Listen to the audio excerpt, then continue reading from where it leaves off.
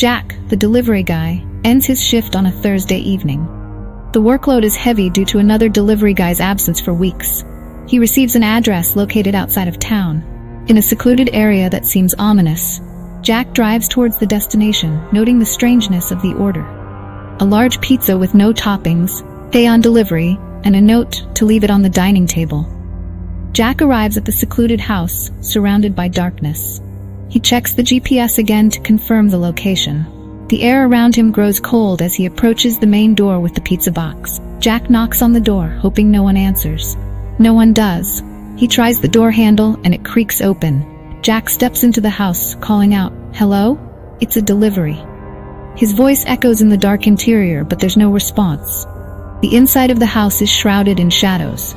Dust particles float in the air.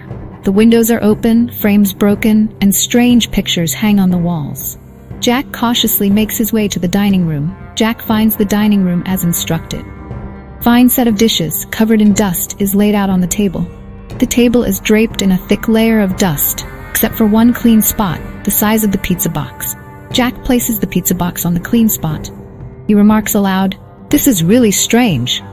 Suddenly, he hears a chair move behind him. He quickly turns around, but sees no one. As Jack turns to leave, he freezes. Pictures on the wall have changed. Where once there were landscapes, now there are people, smiling with empty eyes. Jack runs to the door, but it won't open. Panics, wondering why it's not opening. The air grows colder, and his breath becomes visible. Jack turns back towards the room, hearing whispers all around him. The voices are many, but their source is unknown. Then, a woman's voice whispers in his ear, "Finish the meal." Jack tries to cover his ears, but the voice is already inside his head. The temperature drops suddenly. He exhales, seeing his breath in the dim light.